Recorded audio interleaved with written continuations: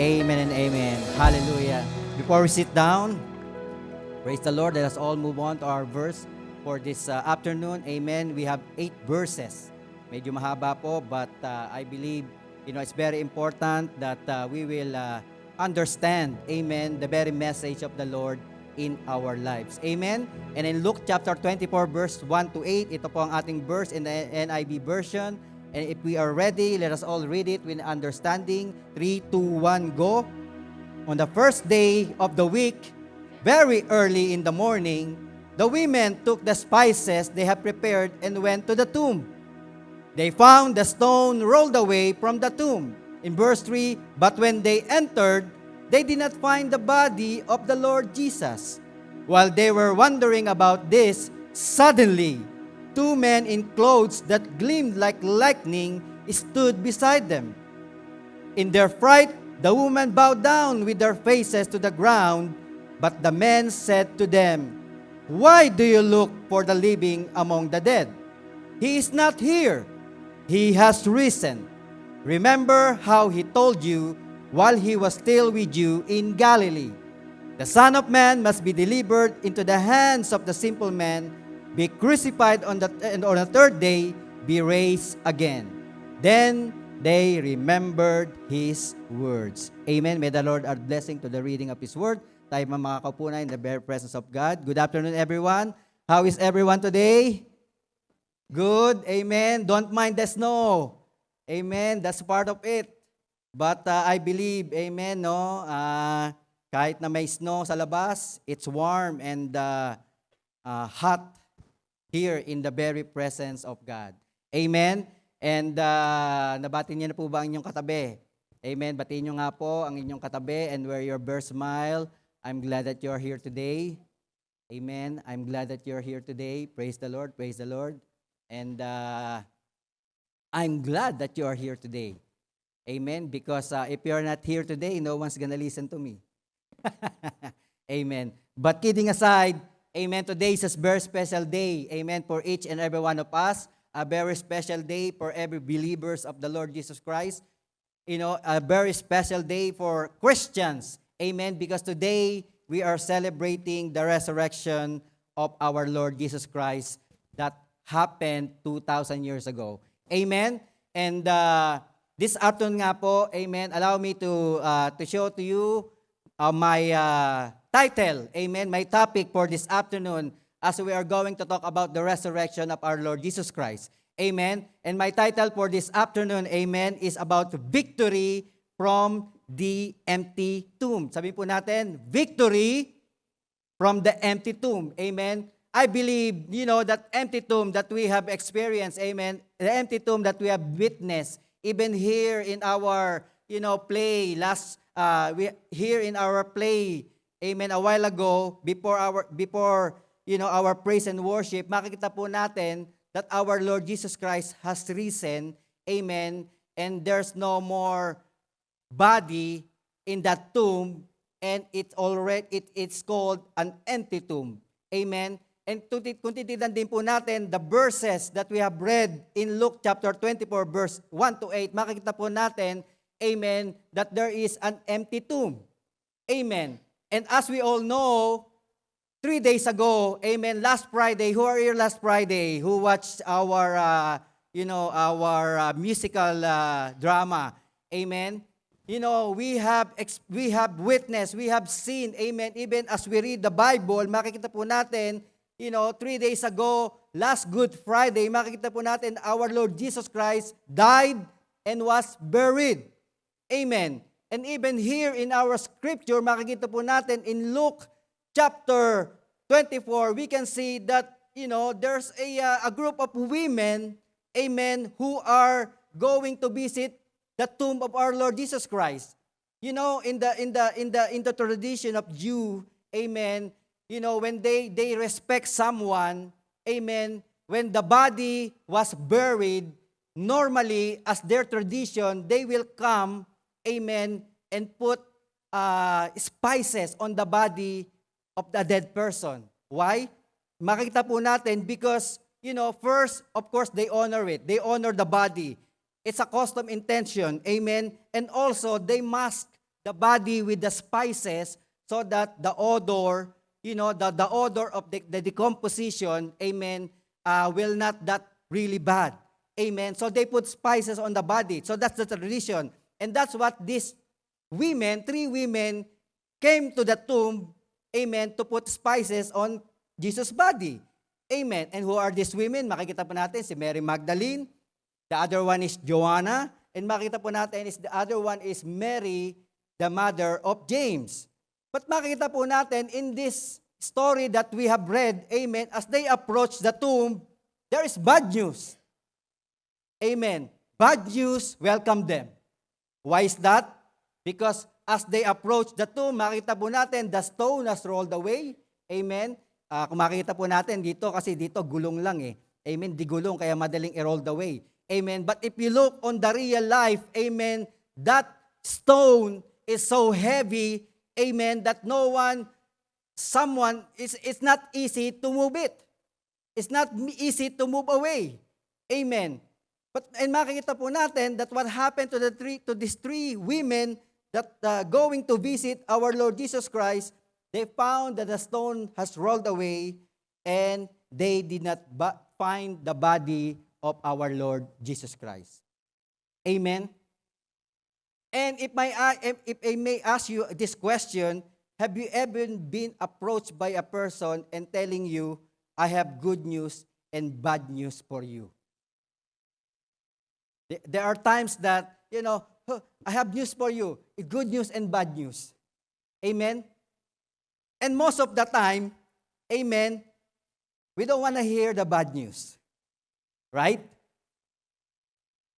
We only want to hear the good news. As much as possible, we don't want bad news.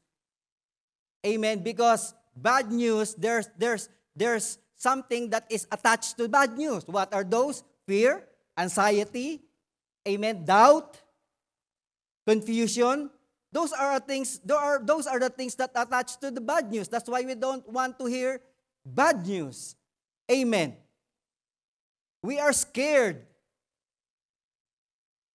But in reality, makikita po natin, we have to admit that there will be bad news no matter what. There will be bad news no matter what. That is what life is. Amen. We will receive bad news from time to time. Amen. And we need to accept it. We have to accept it. In fact, maybe some of us today, maybe we already have received that portion of bad news. Maybe along the way, maybe from the past few days, amen, we have received some bad news. In our family, bad news from our health, bad news from our finances, troubles in our relationship, having financial issues, and even business struggles, experiencing major health problems, not just an ordinary, sickness, but sickness that, you will keep you awake every night. Maybe some of us have spiritual problems. Our spiritual, level is dropping. And for a few, maybe we have experienced loss and grief. Just like these 3 women in the verse that we have read, that happens 2,000 years ago. Amen. These 3 women who approach the tomb of our Lord Jesus Christ, amen, they experience bad news. They experience sorrow. They experience grief.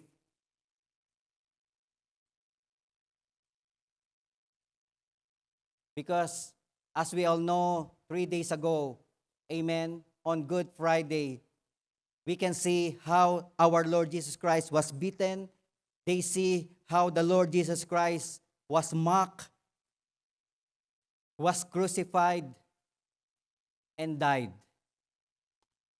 And then They're already worrying, they're already in anxiety, they're already in grief, and then suddenly, our Lord already died, and yet when they approach the tomb, and yet still they cannot find the body. Where is the body? It is missing.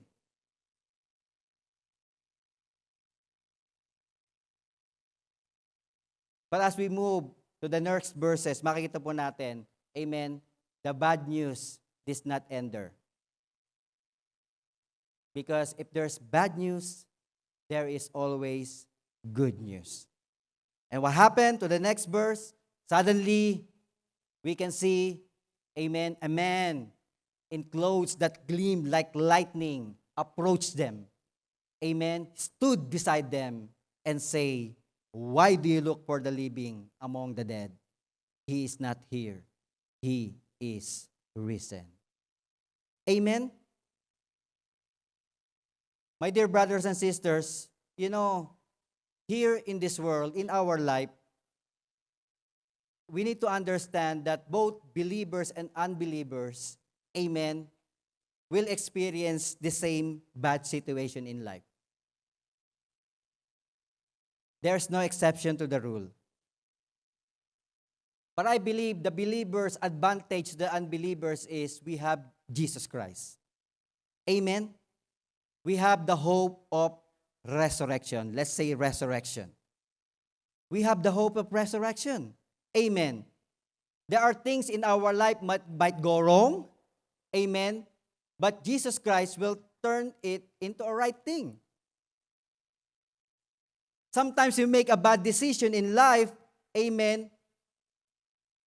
Or making a wrong turn direction.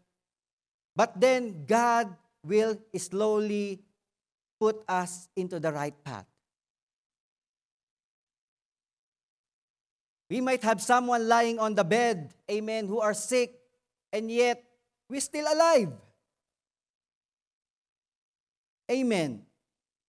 We might lose someone here in this world. We might lose someone. We might lose our loved one.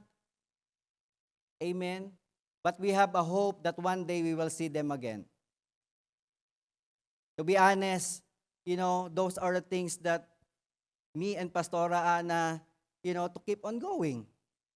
The blessed hope. That's where we are holding on. The blessed hope that one day, amen, kahit na si Ethan ay wala na, one day, we can still, we will meet once again. Not here on earth, not here in this world, amen, but the place prepare for those who love our Lord Jesus Christ. Amen? And for some of us, we might be defeated, but I believe, as the Lord Jesus Christ promised, that we will overcome. Amen? Kaya nga po, there is victory in resurrection. Kaya nga po, on my mga points ko, amen, there are victories in resurrection. Amen? There is victory from the empty tomb. Because the Bible declares in 1 Corinthians chapter 15, verse 57 in the NIV version, it says in there, "But thanks be to God, He give us the victory through our Lord Jesus Christ." Amen. Kahit na po may defeat, kahit na po may problema, even though there's difficulties, there's problems, there's trials and troubles in our lives, amen, as we believe in the resurrection of our Lord Jesus Christ, as we believe in our Lord Jesus Christ, amen, we will have victory in our lives. Amen? Kaya nga po yung bad news na yan can be turned into good news. Amen. And also in Romans chapter 8 verse 37, amen, it says in there as well that we are more than conquerors through Christ Jesus our Lord. Amen. In all these things, we are more than conquerors through Him who loved us. Sino ba yung Him na yon? Who is the one who loved us? It's our Lord Jesus Christ. Amen. That's why the Bible declares in John chapter 3 verse 16, "For God so loved the world." Amen. He loved us. That's why He gave His life for each and every one of us. Amen. So that we can be conqueror. Conqueror of what? Conqueror of bad news. Conqueror of troubles. conqueror of difficulties, conqueror of hardship in life. Amen. Because those are the things that we cannot avoid. Kaya nga po, my dear brothers and sisters, there is nothing to fear. Tell it to your seatmate, there is nothing to fear. Tell it to yourself, I have nothing to fear. Amen? We have nothing to fear. Because we have Jesus in our life. Amen? Kaya nga po, as we believe in our Lord Jesus Christ, there is power in His resurrection. Amen? And as we believe in our Lord Jesus Christ, in His resurrection, amen, we will gain victory in every trials, circumstances, amen, and any trouble and any hindrances, anything in this world, God will give us victory. That's why today, allow me to share to you 3 things. Amen. What kinds of victory that we will, experience when we receive Jesus Christ and His resurrection. Amen. My first point that I can share it to you, amen, we can have victory over death. Sabihin po natin, victory over death. Amen.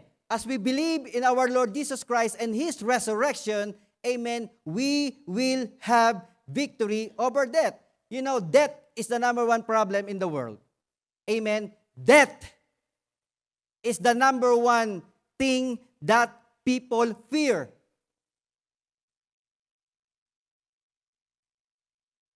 Minsan nga inisip ko bakit ba ang tao takot mamatay? Why people is scared of dying?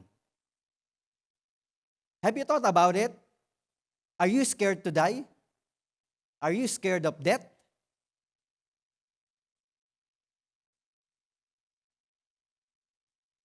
Minsan nga, there's one time that me and my coworker, he's a Christian as well, so we're walking. Amen. We used to walk and exercise in some of the storage in at work. Amen. And I asked him, I asked this question to him. Sabi kong ganyan, how do you know that you are ready for heaven? Diba? All of us wants to go to heaven, right? Who wants to go to heaven here? Diba? All of us wants to go to heaven. How do you know that you are ready for heaven?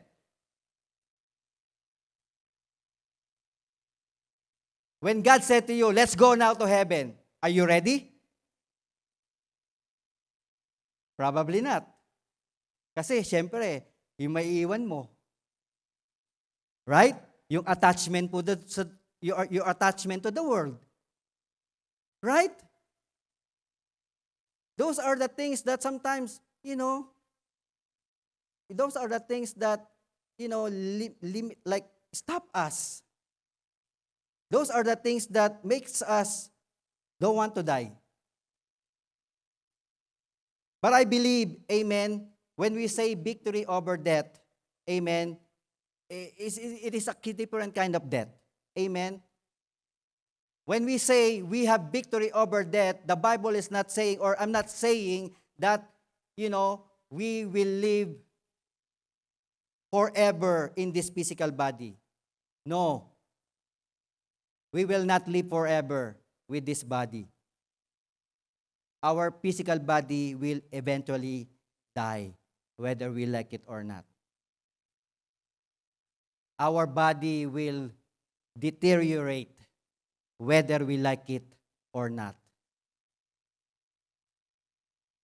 Kahit na gumastos pa tayo ng milyon-milyon, like, Lebron, do you know how much Lebron spend, how much he spent for make him feel younger?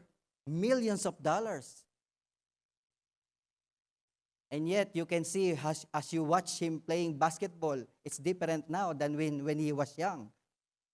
That's why regardless, amen, we will deteriorate. And physical death is inevitable. physical death is inevitable. Ano ba? Ang dami-daming word na kailangan piliin. Ba't yung mahirap pang i-pronounce? Amen? Para maiba naman. But, we cannot escape death. Sabi nga nila, amen, according to statistics, approximately 2 people die every second. 1. O, dalawa na.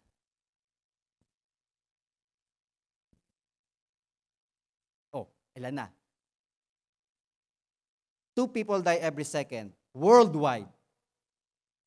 120 to 121 deaths per minute. 7,200 to 7,300 deaths per hour. 150,000 per day. And the mortality rate contributes to an estimated total of 56 to 63 million deaths annually. That's how many people die. So, death is inevitable.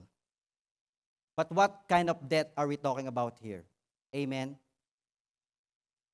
Back to the Garden of Eden, makikita po natin, amen, when Adam and Eve sinned, they become separated from God. They have vanished from the Garden of Eden. Because of sin, they were cast out from the presence of God. And that is where death came to man. It is not the physical death, but spiritual death. The Bible declares in Romans chapter 5 verse 12, ano po sabi doon? Romans chapter 5 verse 12, we always hear this verse, amen? But says in there, therefore, just as sin entered the world through one man, and death through sin, and in this way, death came to all people because all sin. Amen? Death came to all people. It is the spiritual death that will came to all people. Amen? And because of the sin that we have, because of the sin that we inherited, because of the sin that we commit every day, amen, our destiny is not only that we will experience physical death, but also eternal death. And this is the bad news. This is the bad news. But like I said, when there is bad news, there is good news. And what is the good news? If we want victory over death, amen, makita po natin, we need to reconcile with God. Let's say reconcile. We need to reconcile with God. Amen. We need to reconcile with God. And to reconcile with God is just a simple step that we have. Amen. We don't need to do works. We don't need to do good works. We need to, we don't need to do the things that we are doing in our old religion. Amen. That we need to, whip ourselves.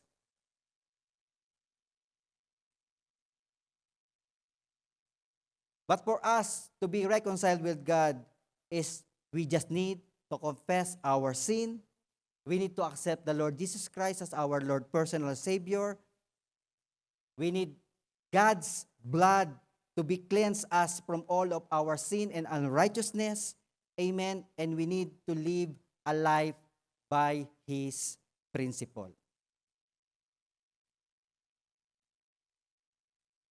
And as we receive the Lord Jesus Christ in our lives, amen, God will restore and certainly save us. Kaya nga po in Romans chapter 5 verse 10, ano po sabi doon? Amen. For since our friendship with God was restored, amen. So when we accept the Lord Jesus Christ in our lives, amen, and confess our sin, and confess all our mistakes, and ask God to cleanse us, and then our friendship with God will be restored.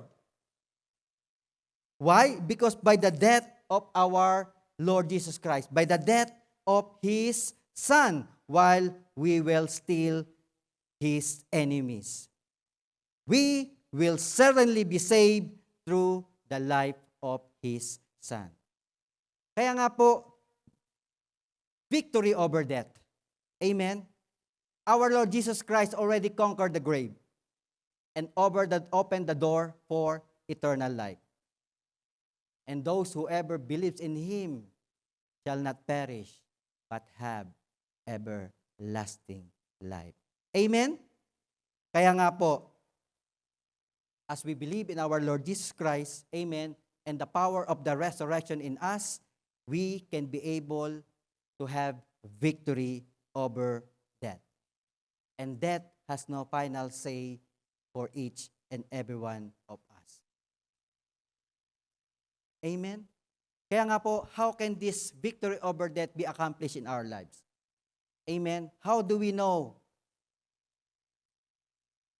that we have conquered death? How do we know as a Christian that we have the victory over death? Let me share to you 1 Corinthians chapter 15 verse 41 to 40, verse 51 to 54. Amen. This is the promise, amen, of our Lord Jesus Christ, that when we conquer death, when we have victory over death, this is we're going to experience before the second coming of our Lord Jesus Christ. Ano po sabi doon? 1 Corinthians chapter 15, verse 51 to 54, sabi po, but let me reveal to you a wonderful secret. Amen? So it's not secret anymore. Amen. Paul is saying to each and every one of us, amen, that there is a secret and it's already been revealed. In verse 51, but let me reveal to you a wonderful secret. And what is that secret? We will not all die. See? We will not all die, but we will all be transformed. Amen. So we will not die, but we will be transformed. And then in verse 52, sabi po doon, it will happen in a moment.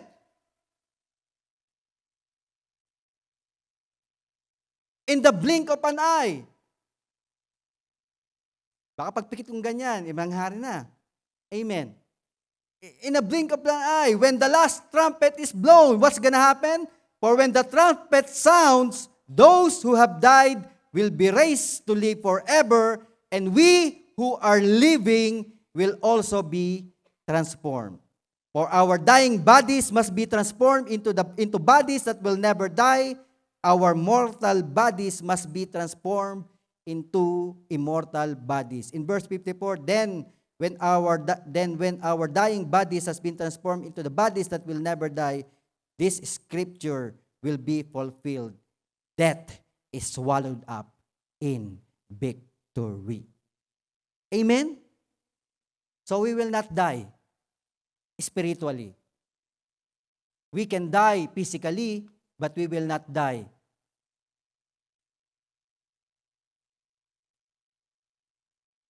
And when that happens, amen, ito pinatawang rapture. That's why there are times, amen, when I'm looking for Pastora Ana at home, where are you? Where are you? You know, baka mamaya naiwan na ako. That's why when someone is missing, amen, maybe we don't have that victory over death because we're here. You want to stay here. God asks you, you want to go to heaven? Let's go now. No, Lord, later on. I still need to get married. I still need to have children. I still need to have a good job. I still need to finish my school. I still need to buy a good house, a nice car. Let's go now. No, Lord, later on. Amen? That's why the only time that we know that we are ready for heaven is when ourselves is already been attached to the things of this world. That's the only time you will know that you are ready for heaven.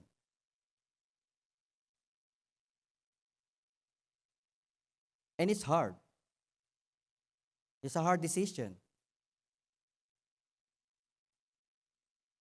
But, my dear brothers and sisters, as we have the Lord Jesus Christ in our life, as we receive the resurrection power of our Lord, amen, and declare the resurrecting power of our Lord Jesus Christ in our lives, we will have victory over death. Not the physical death, but the eternal death that the sinner has prepared for each and one of them. Amen? Victory over death. Next, makikita po natin what kind of victory that we will receive. Amen. We will have victory over Satan. Let's say victory over Satan. Amen. You know, death is not the only problem here in this world. Another problem is Satan. Because as we all know, as we read our Bible, makikita po natin, Satan exists since the beginning of creation. Amen. And it is important for each and every one of us to realize, amen, who Satan is and how he works. Amen. A lot of people doesn't understand Satan. Amen. That's why they thought that what they're doing is okay. Amen. But if we understand who is Satan is and how Satan works in our lives, then we will understand and realize, amen, that the things that we are doing is not for Christ, but it is the, lahat ng mga pinapagawa, lahat ng ginagawa natin, amen, is because of what Satan wants us to do. Kaya nga po, when Satan deceives Adam and Eve in Genesis chapter 3, obviously he is already evil. And he exists there since the beginning of time. And who is Satan? Amen. According to Scripture, makikita po natin, he was named Satan, but his original name is Lucifer. And the Bible says he is the son of the morning star, which means day, star, or light bearer. He's the light bearer in heaven. Sabi po sa Isaiah chapter 14, verse 12 to 15, ano po doon? How you are fallen from heaven, O Lucifer. When he fall from heaven, he became Satan. But here, makikita po natin, how you are fallen from heaven, O Lucifer, son of the morning. How you are cut down to the ground, you who weaken the nations. For you have said in your heart, I will ascend into heaven. I will exalt my throne above the stars of God. I will also sit on the mount of the congregation on the farthest sides of the north. I will ascend above the heights of the clouds. I will be like the Most High. And hear what happened to him. Yet you shall brought down to Sheol, to the lowest depths of the pit. This is what happened to Lucifer when pride enters into his heart. Amen? And thinks that he can be like God. He was thrown down to the earth and down to the place of the dead, down to the pit of hell. Amen? That's why, Satan is everywhere.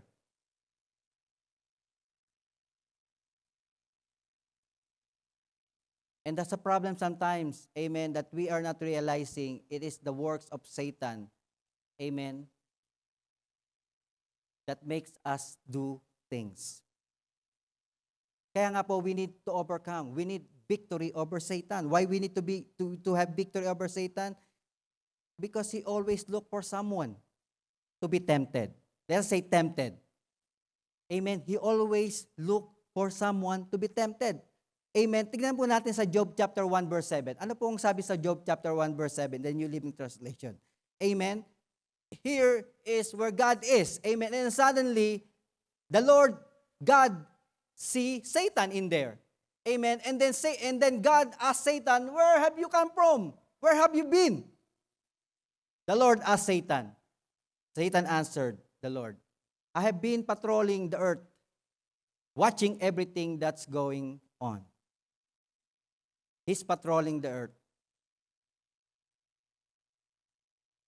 He's, going back and forth and looking for someone. Like right now. He's patrolling right now. Amen.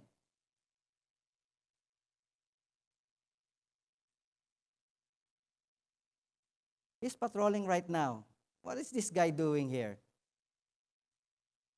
What is this guy doing? What is this guy thinking? Or sometimes when we are alone, what is this person doing? Amen. He is patrolling.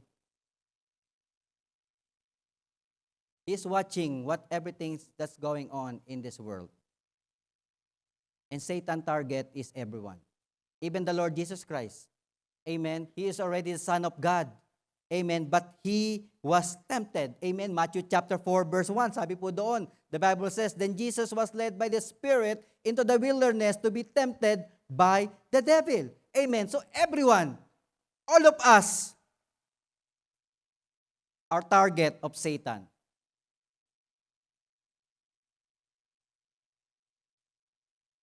You know, when Job chapter 1 verse 7 was, when I read this verse, amen, I just thought, amen, maybe, you know what Satan is doing? Maybe, Satan will go to earth, check on people what they're doing. And if that person, it's okay, this guy is okay because he is sinning, then he will not mind that person. Kasi kabarkada naman niya. But when we start reading our Bible, but when we start praying, but when we start, accepting the Lord Jesus Christ in our lives, and then suddenly you decide, I'm going to the EGR, then that's the time that Satan will do something to tempt us so that we will not be able to do the things of God. Amen? Kaya nga po, we need to overcome. We need to have victory over Satan. How can we fight Satan? How can we resist him? Amen. How can we have victory over Satan? Amen. And even Satan has the power to tempt us. Makikita po natin, even Satan has the power to give sorrows. Even Satan has the power, amen, for trials, to give us trials, problems like Job. What happened to Job? Amen. It's not God who removed. It is not God who removed all the things that Job has. It is not God who gave him sicknesses and diseases. It is Satan to tempt Job. Amen. So that even though he is experiencing all these difficulties in his life, he will still praise God and worship him.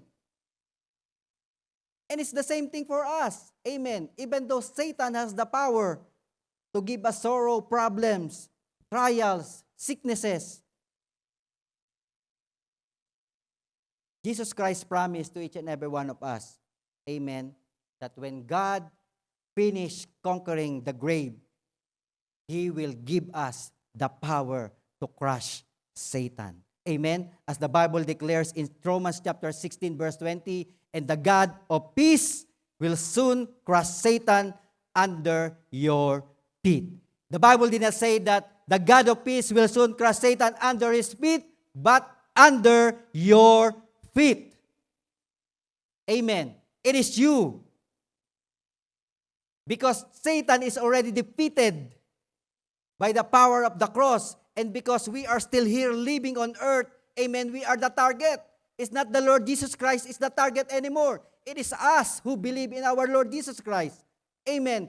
His purpose, amen, the things that He wants to do is for us, not to obey God. Satan doesn't want us to be intimate with God. Satan doesn't want us to know God more in our lives. That's why he will do everything to tempt us for us to be away from Him. Amen?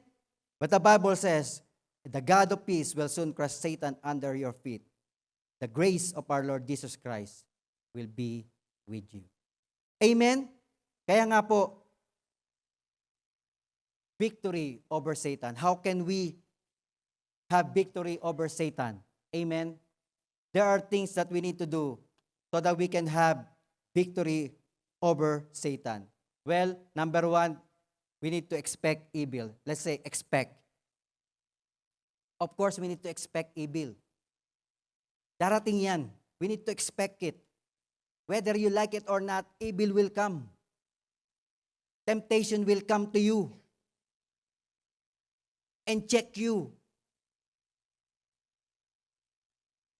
How are you doing with your devotion? How is your spiritual life? Amen. Evil will come. And the Bible declares in 1 Peter chapter 4 verse 12 in the ESV version, sabi po doon, Beloved, do not be surprised at the fiery trial when it comes upon you to test you as though something strange were happening to you. All the things, all the trials, amen, should not be, should not be as strange to us. We are expecting it. That's why we need to be ready. Amen. And how can you be ready? Well, you're ready because you have the Word of God in your life. Amen. You have Jesus in your life. You have the resurrecting power of our Lord Jesus Christ in your life. But if you don't have that, then that's the problem. Amen. That's why we need to expect it. It will come. It will come. And then, what else can we do? Amen. We need to hate evil. Let's say hate evil. We need to hate evil. Amen. Romans chapter 12 verse 9, sabi po doon, don't just pretend to love others. Really love them. Hate what is wrong. Hold tight to what is good. Amen. In other translation, we need to hate evil. Next, how can we, accomplish victory over Satan? We need to pray to escape from evil. Amen. That's why God, our Lord Jesus Christ, gave the disciple to you and to me the Lord's Prayer. And what's that prayer in that Lord's Prayer? Amen. Sabi po doon, di ba?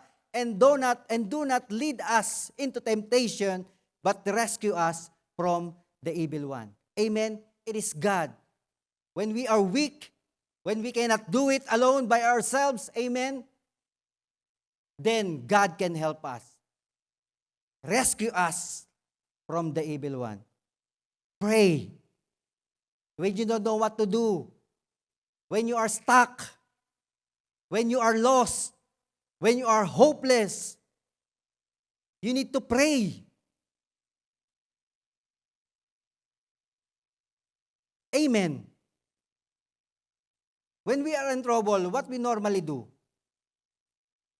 When we are stuck, when we don't know what to do, when we are lost, when we are hopeless, amen, when we need to make a decision that we don't know, what do we normally do? Do we pray? Or what we normally do is we ask someone. We search the internet. We Google it. But those things cannot help us. It is only God who can help us. That's why our God, this is how you pray. The Lord Jesus Christ, when the disciples asked the Lord Jesus Christ, Lord, teach us how to pray. And the Lord Jesus Christ gave them this verse, amen, in Matthew chapter 6. This is how you pray. And at the end of that prayer, the Bible says, do not lead us into temptation, but rescue us from the evil one. Deliver us, Lord, from the evil one. Because there are times, amen, that we cannot do it alone by ourselves. Amen? Next, we can expose evil. We need to expose evil. Ephesians chapter 5 verse 11 in the New Living Translation says there, take no part in the worthless deed of evil and darkness. Instead, expose them. Amen? Evil like secret. That's why yung mga nagte-testify in the EGR, all the things that they have done, all the things that happened to them, why they testify it?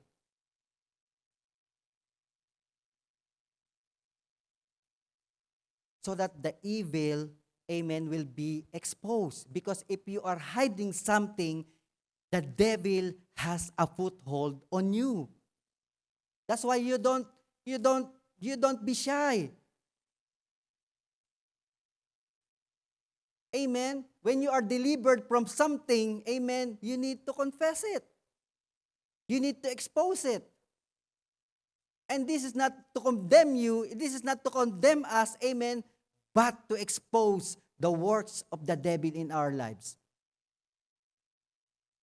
And when we do that,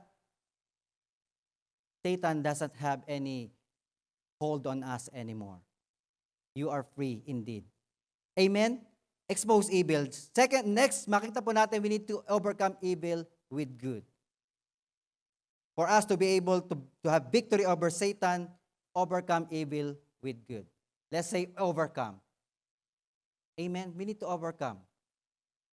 How can we overcome evil with good? And the Bible declares in Romans chapter 12, verse 21, do not be overcome by evil, but overcome evil with good. How can we overcome evil? Amen? Someone that does you wrong. Amen? Diba? The Bible says, amen, bless those who curse you. That's how you overcome evil with good. You bless them, even though they curse you. Someone slapped you on the left, you give your right. Someone took your cloak, give your sandals. It's just a metaphor. Amen? But do not do the same thing. When someone does you something that you know it's evil, then do not do the same thing. That's how you overcome good. When someone irap you, what's the English of irap? Now, when someone snub you, return it with a smile. That's how you overcome evil. Amen? Hindi yung someone snub you and you snub back twice. May pailalim ka pa, tingin. No. Overcome evil. And last, resist evil. Let's say resist evil. We need to resist it.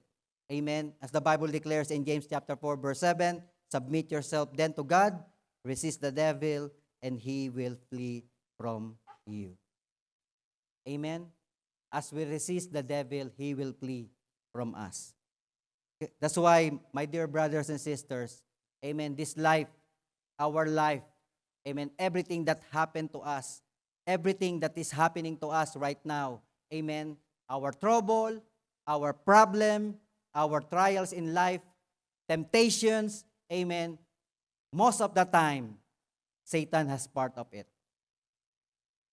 And when that happens, amen, we can overcome Satan through the resurrection of our Lord Jesus Christ. Amen? And God has given us all these verses, all the things that we need to accomplish so that we can have victory over Satan in our lives. Amen? Kaya nga po, for my third point, makita po natin, we have victory over death, victory over Satan, and the last one is, we have victory over self. Sabihin natin self. Tira say self. Amen. This is another problem. Ourselves. Amen. There are many trials, problems, difficulties, challenges, obstacles that we are experiencing in our life. Amen. But I believe the most challenging obstacle that we can experience is the obstacle of our self. Amen.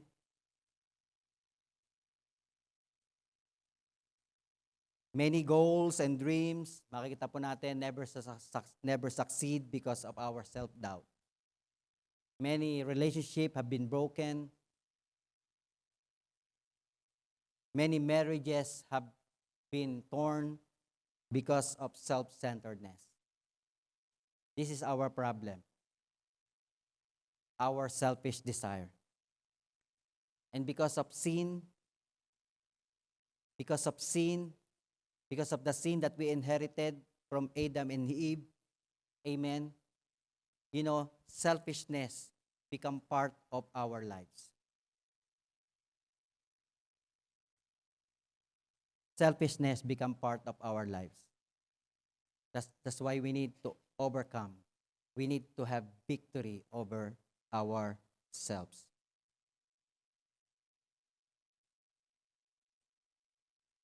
Kung mapansin po natin, no, a lot of people does not grow in the Lord. Why? Because of selfishness. Many people fall into sin because of selfishness. And victory over ourselves, amen, is a daily struggle. Even believers of Christ, it is our struggle. Every day that we woke up, amen, we will find ourselves, in a difficult situation that we struggle between ourselves and God. Pansinin nyo na lang in the morning when you wake up, when you are tired. Amen? When you wake up, what do you need supposed to do? When you wake up. Sa mga nag-EGR, alam mo naman yan. Those people who attended the EGR, do you know your first priority, right? What? Pray and devotion. But because of yourself, you are tired. You have done so many things last night. Parang kagabi, yesterday, you play basketball. You are so tired. And then in the morning, you don't want to wake up. You don't want to pray. That's ourself. Amen. And every day, we have battles. Flesh against spirit. Spirit against flesh. And whether we like it or not, amen, sabi ko nga po kanina, like I said, amen, that fleshly desire is embedded into our lives. It's still in there. It's not being removed. It's just being overpowered by the Spirit. Kaya nga po, if you don't have the Spirit, the flesh will dominate. Nagets nyo po? The selfish desire is still embedded in us. That's why it's important that we read our Bible. It is important to pray. It is important to have devotion.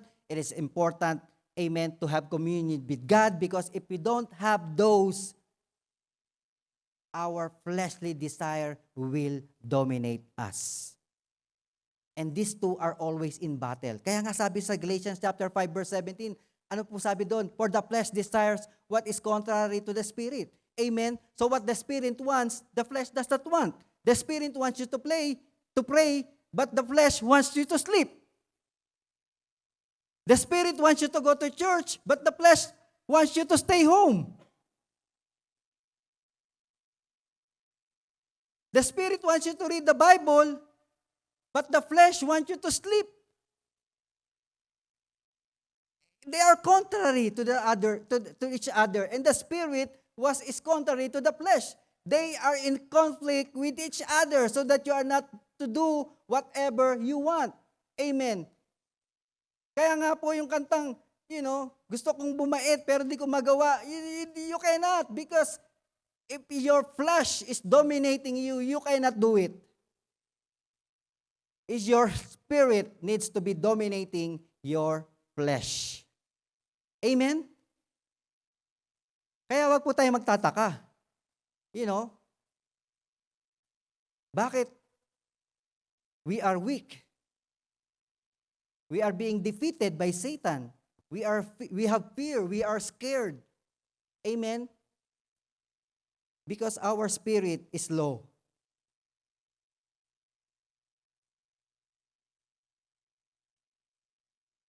That's why, for us to be able to overcome ourselves, amen, there are things that we need to do. We need to combat ourselves. Sabi po sa Matthew chapter 16 verse 24, it says in there, then Jesus said to his disciples, if any of you wants to be my follower, you must give up your own way, take up your cross, and follow me. In the NIV version, sabi po doon, then Jesus said to his disciples, whoever wants to be my disciple, amen, must deny themselves and take up their cross and follow me. How can we battle self in this verse? How can we battle our selfly desire with this verse? Amen? Sabi po ng una, sabi po doon, deny themselves. Sabihin po natin, deny. Let us say deny. Amen? We need to deny ourselves. We need self-denial. Amen? We need to deny ourselves. How can we deny ourselves? Amen? Denying ourselves does not mean that we need to deprive ourselves with good things. No. Amen. That's not the denial, but this is not what the Bible is saying to you, not to deny yourselves. Amen. Denying ourselves means to put Christ first. Because when you put Christ first in your life, then you are denying yourselves. Right? So for example, you wake up in the morning, you want to pray. Amen. And yet you still want to sleep. When you pray, then you follow God first and then you deny yourself of sleeping. That is denying yourselves. Nagigets nyo po? That's how we deny ourselves. Amen. We give ourselves first to Christ before ourselves. It means that we must decrease and then Christ will increase in us. That is denying ourselves. It means that whenever we say yes to God and not to ourselves, it's always God first in our lives. That is denying yourself. So now let's ask a question to ourselves. In that everything that we do in our lives, all our decision in life, amen, is it God first or ourself first? Those who are looking for a job, those who are looking for, those who are going to school, those who are buying house, everything that we do in our lives, is it God first or ourselves? Because if we want ourselves first and then God later on, then we are not denying ourselves. Amen? And the only way we can victory over ourselves is we deny ourselves. Secondly, makita po natin, amen, self-sacrifice. Sabi po doon, take up your cross. Di ba? Whoever wants to be my disciple must deny themselves and take up their cross. Amen? We need to take up our cross. We need to bring our cross. Amen. Does this mean that, Lord, do I need to carry cross as well? Like what Jesus did? No. Amen. Taking up our cross means we need to accept sacrifices. A lot of people doesn't want sacrifices. Right? Gusto natin palagi masaya. Gusto lang natin palagi yung magandang buhay. Right? And then when there's trouble, when there's, problem, there's are things, amen, that make us grow, that makes us trust in God, then we don't want it. We only want good things to happen in our lives. But that's not taking up cross. Taking up cross is you accept sacrifices. You you endure hardship. Amen? That is taking up your cross.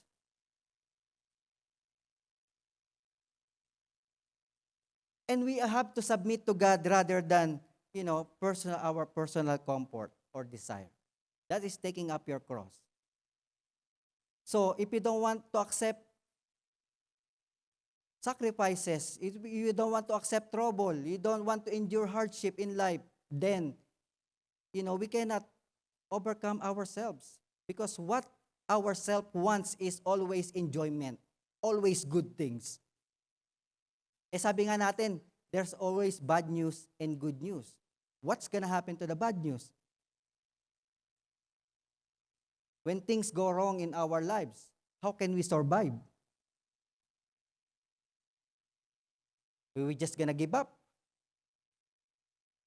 and let the enemy win? And then babalik lahat yan from self, magiging Satan will will win again on your life, and then suddenly, death will win as well in your life. Bumalik. Amen? That's why take up your cross. If there's problem, then welcome it. Lord, I know you are with me. Lord, I know you will back me up with this problem. I will accept it. Amen? Hindi yung problema na naman.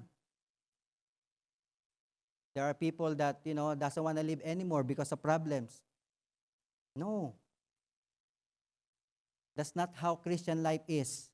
That's how we differ, amen, from the people who does not believe in our Lord Jesus Christ. We accept challenge. And then last, makikita po natin, having victory over ourselves is yung last word that's just there. Follow me. Let's say, follow me. Amen? Follow me. The Bible says, and follow me. Who wants to be my disciple must deny themselves and take up their cross and follow me. We need to have a self-dedication. And what is self-dedication? We are not called to follow men, but we are called to follow Jesus. Amen? And when we follow our God, when we follow Jesus, then we need to keep our eyes on Him. How can we keep our eyes on Him? Then, we must know His word. We must be doer of His word. That is self-dedication. Amen? That's why reading the Bible, amen, when someone asks you, when your leaders ask you to read your Bible, it's not for your leaders. It's not for your pastor. It's for you. Amen? Because as you read the Bible, you're the one who will grow.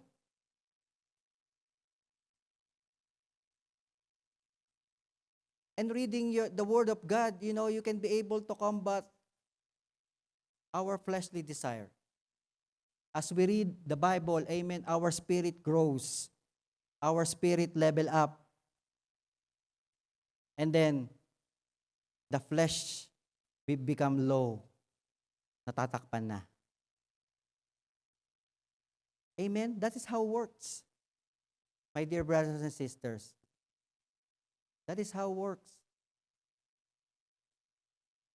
That's why we need to take care of our spirit. We need to feed our spirit so that our flesh will not dominate the things that we are doing in this world. Amen?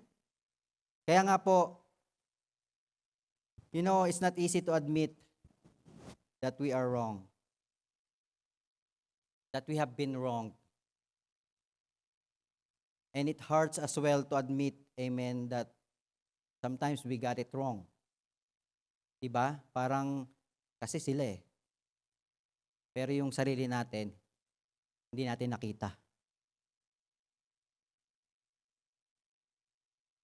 But, having victory over ourselves, amen, we must be able to identify any areas in our lives that is self-focused. And in the end, we need to make a necessary correction in our lives. Amen?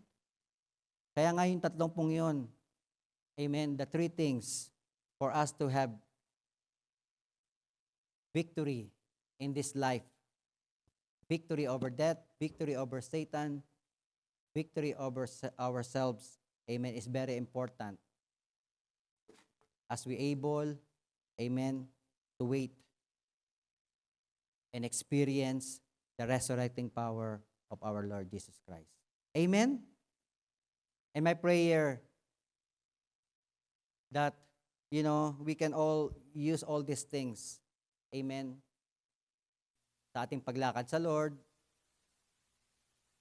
in our Christian life, amen, we can be able to use these things for us to become victorious in every areas of our lives. Amen? Kaya nga as I end, my dear brothers and sisters, today and every day, is the celebration of victory.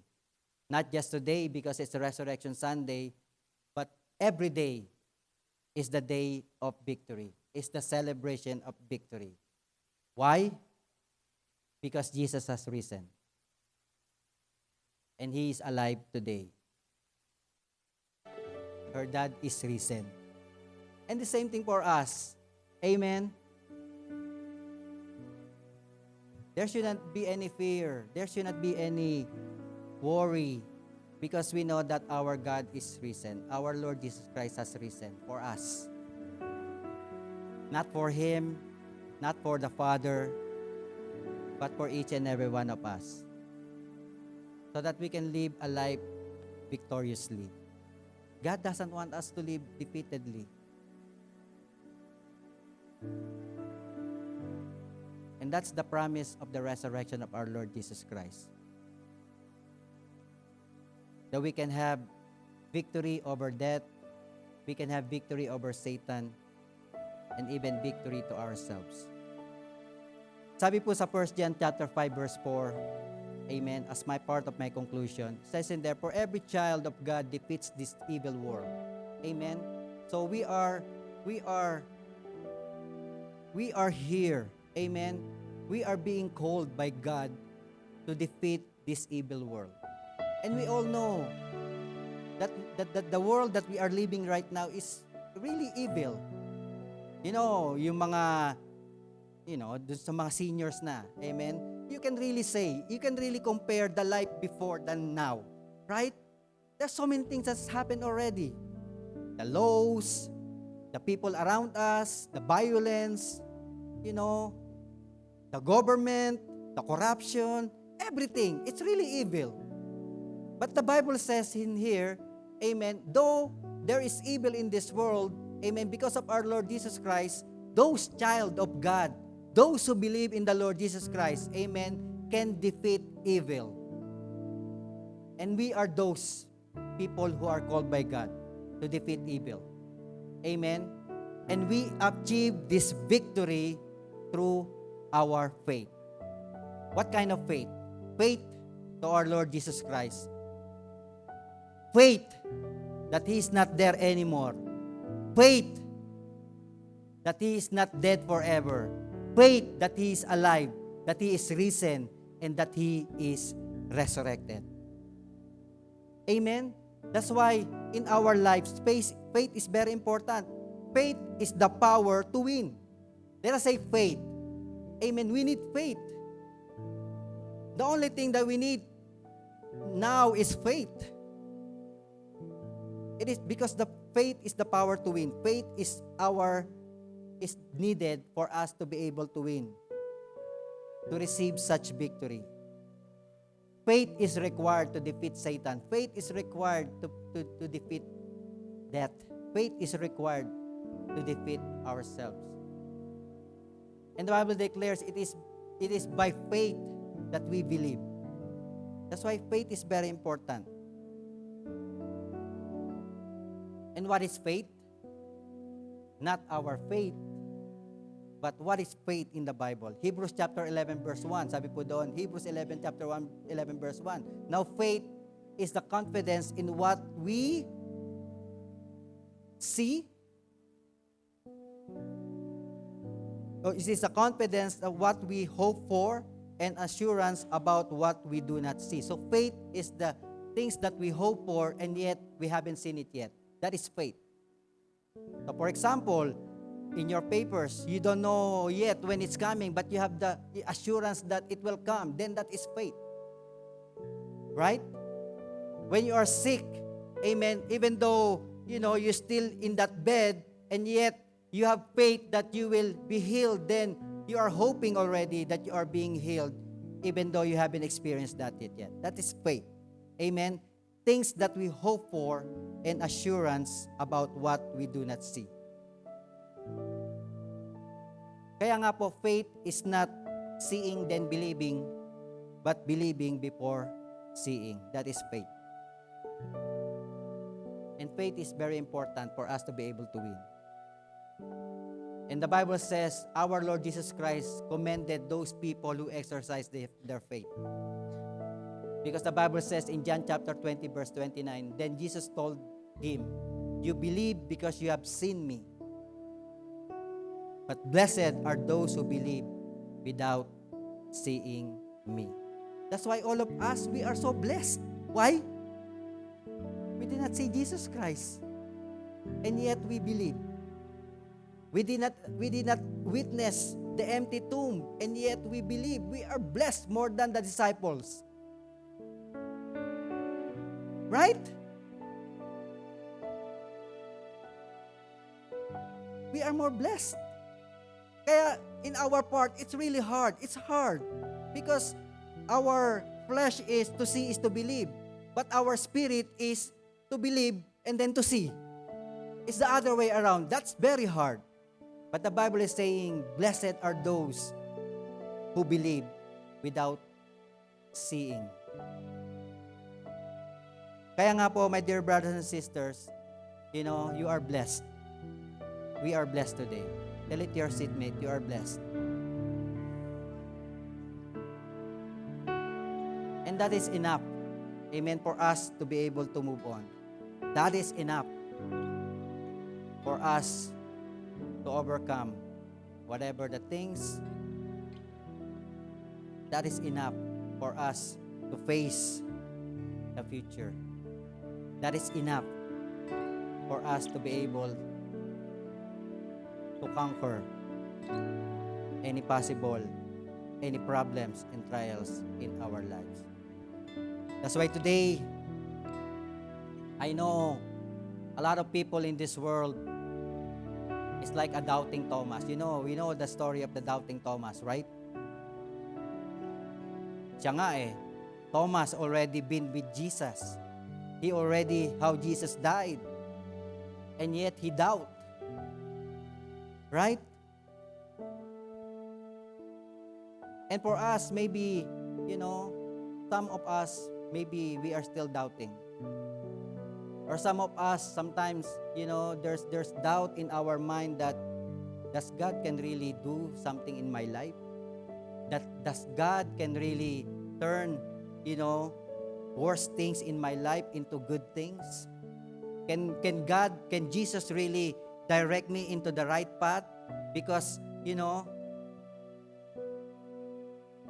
all of my decisions are wrong.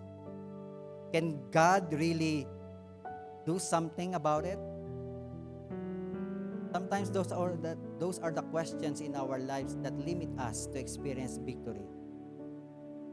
But today, my dear brothers and sisters, si Thomas, as we can see when we read the Bible, Thomas, amen, when he says to the disciples, the only time that I can believe is when I see Jesus. Diba? Yun yung kanyang word, diba? I only believe when I see His hand with the hole on it, and when I touch His hand. Amen? Sabi niya, diba? That's the only time that I will believe. But when Jesus Christ approached him in the following days, amen, anong ginawa ni Jesus? Does Jesus got mad on him? Does God rejected him? No.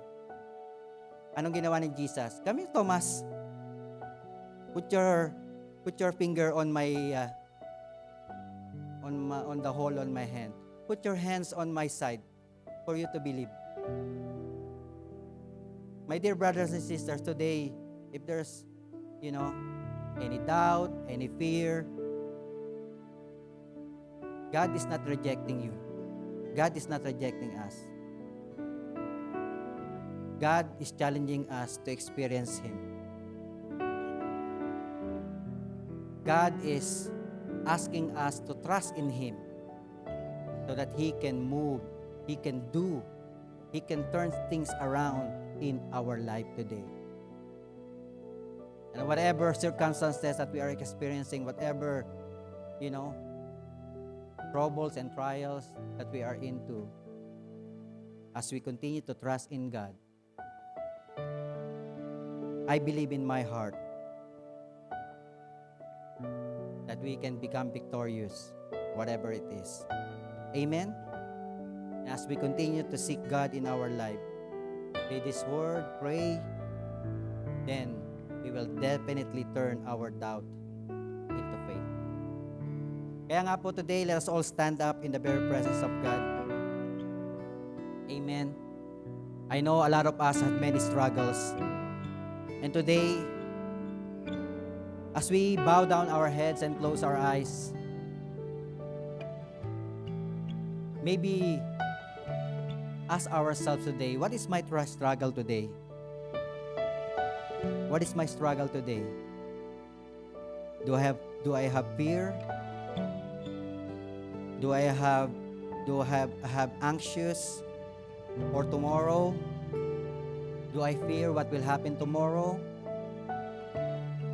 Do I fear that I'm gonna lose my job? Do I fear that I will not be able to, to rise up from these problems?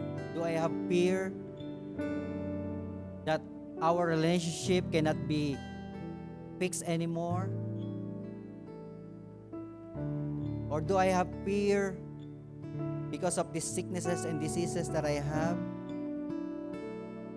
What is your fear today? What is your struggle today?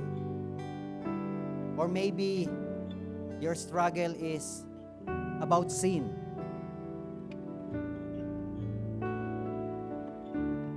Or maybe your problem, your struggle is about temptation.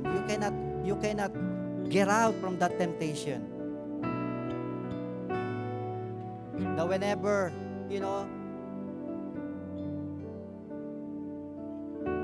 things that try to attract you, you cannot get away from it. What is your struggle today? Your habit, maybe your habit, the things that you do, or maybe your struggle is yourself. You always think of yourself and you forgot about God. You just do the things of your own and not consulting the Lord in all your plans in your life.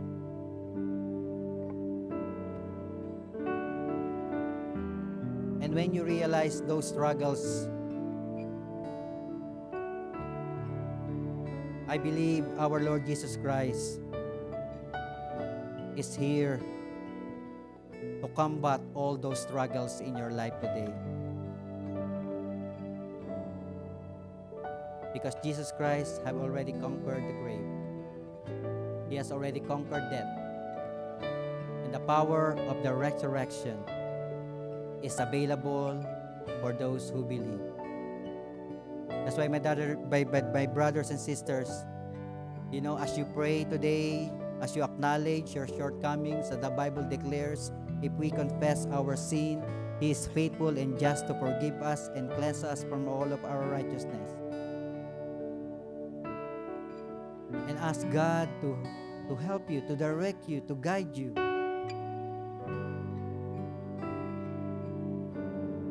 And sometimes even when it hurts,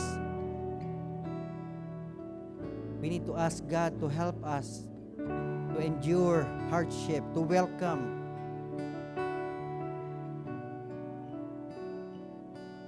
hallelujah, hallelujah.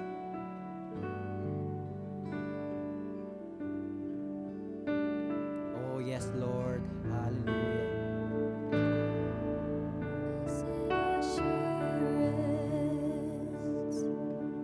Jesus is mine.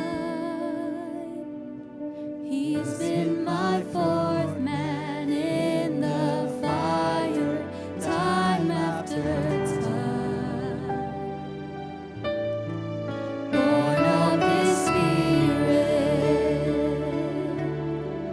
washed in His blood. Hallelujah.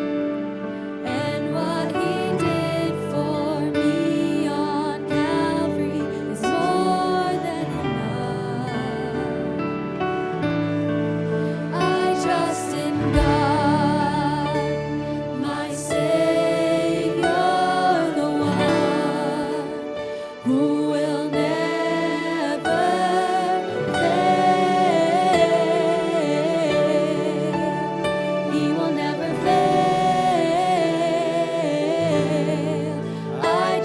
trust in God, my Savior, the one who will never fail. He will never fail. Perfect submission.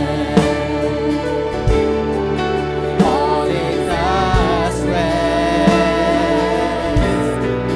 I know the author of tomorrow has ordered my steps. So this is my story. This is my song, praising my risen King and Savior all the day long. Hallelujah. I trust in God, Trust in God, my Savior, the one who will never fail. Who will never fail. I trust in God, my Savior, the one who will never fail.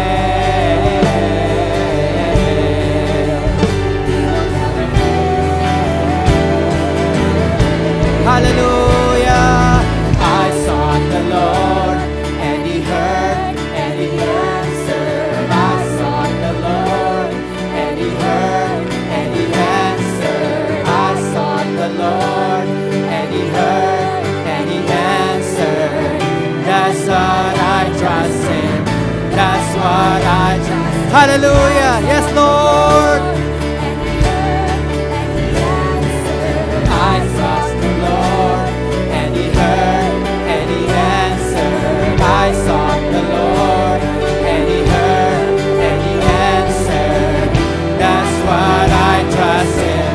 That's what I trust in. I sought the Lord, and He heard, and He answered. I sought the Lord, and He heard, and He answered. I sought the Lord, and He heard, and He answered. That's what I trust in. That's what I trust in God, my Savior, the one who will never fail. He will never fail. I trust in God. My Savior, That's your prayer today. I believe that God can make miracles in your life today. Trusting in Him is not a sign of weakness, but trusting God is surrendering our lives unto Him. That's why today, my dear brothers and sisters, you need to claim that you have the victory in Christ Jesus. You need to decide, you need to claim it in your heart that you already have won the victory. All you have to do is exercise it. Exercise your faith. Because God has given you already the victory on the cross. And death has no power on you. Satan has no power on you. And your selfless desire has no power on you. You need to think of that all the time. Because you have Jesus in your heart. You have Jesus, your Savior, your Master.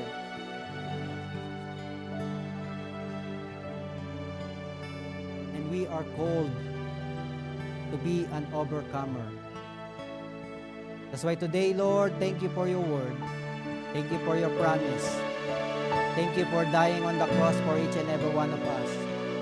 Thank you, Lord, that you have not stayed on the tomb, but have risen.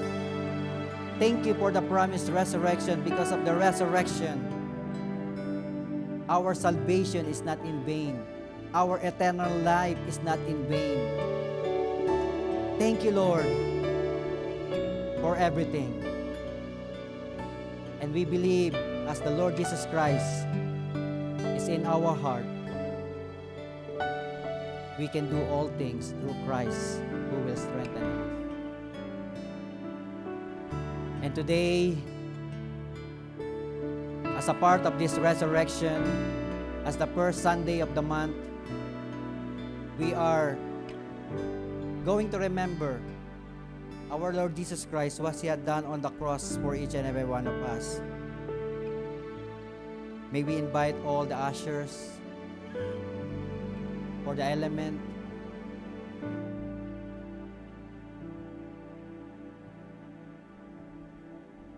When the Lord Jesus Christ, before He died on the cross, He tell His disciples to always remember. The Bible declares in 1 Corinthians chapter 11:26, sabi po doon, whenever you eat this bread and drink this cup, you proclaim the Lord's death until He comes. In the ESV version, sabi po doon, for as often as you eat this bread and drink the cup. Amen. Often, meaning, amen, we always remember what the Lord Jesus Christ has done to each and every one of us. Not just one time, not just second time, but we need to always remember what the Lord Jesus Christ has done on the cross for us. And my dear brothers and sisters, you know, this is the evidence that when we accept our Lord Jesus Christ, all the benefit of the cross that have promised, forgiving our sin, healing our sicknesses and diseases, healing our relationship, all this came from the power of the resurrection. That's why today, as we continue to commemorate and remember what the Lord Jesus Christ has done to each and every one of us, let us declare His power over our lives. That's why let us all stretch forth our hands to all this element and let us pray, Lord Jesus, may You bless all this element, O God. The bread that symbolizes Your body and the fruit of the vine that symbolizes Your blood. The body that was shed on the cross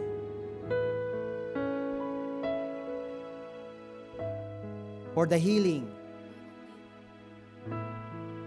not only for our physical body, but for the healing of our emotions, of our mind, of our spirit, and also Your blood for the forgiveness of our sin. Because the Bible, You said in Your word that without the shedding of the blood, there is no forgiveness of sin. That's why Your body and Your blood, as we partake them, O God, Lord, all the promises of the cross, the promise of resurrection, O God, shall manifest in the life of Your people today. That's why, Lord, bless all of this element, O God, and let it be done according to Your will as we partake it. In Jesus' name, amen and amen. Let us all distribute it.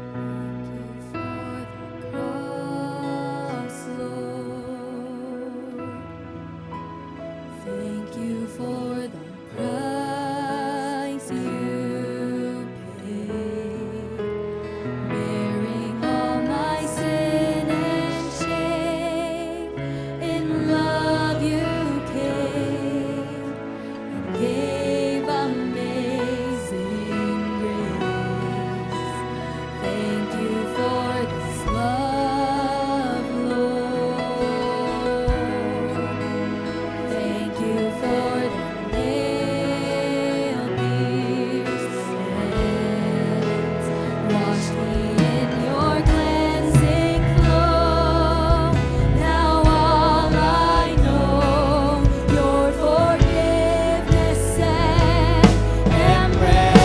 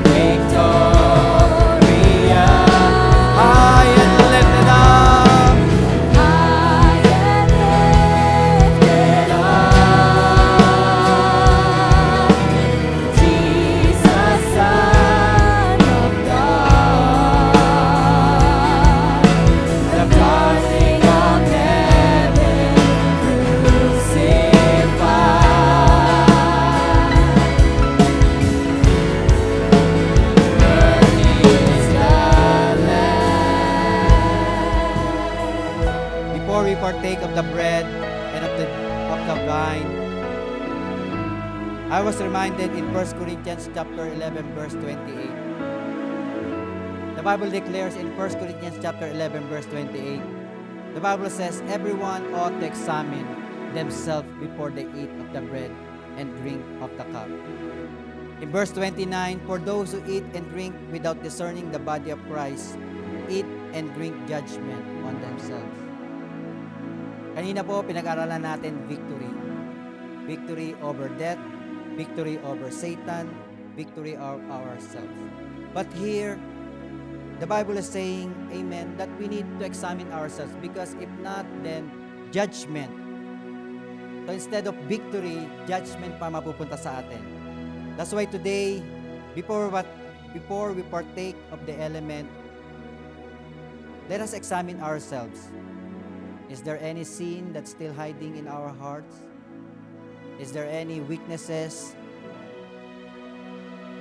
Is there any thing that does not pleases God? All the things that we are doing? And if there is, let us ask for forgiveness. I want you to pray and ask God to cleanse you.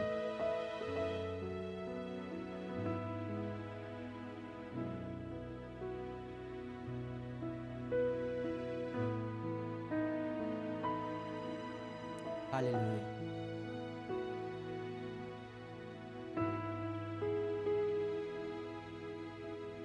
And if you're done praying, let us all lift up the bread.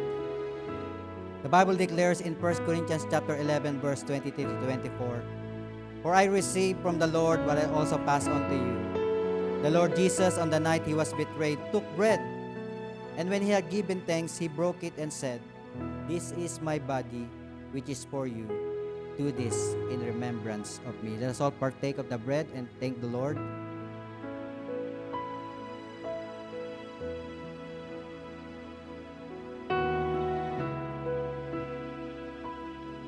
Let us lift up the fruit of the vine that symbolizes the blood of Jesus. And in verse 25 to 26, as the Bible declares, in the same way after supper, he took the cup saying, this cup is the new covenant in my blood.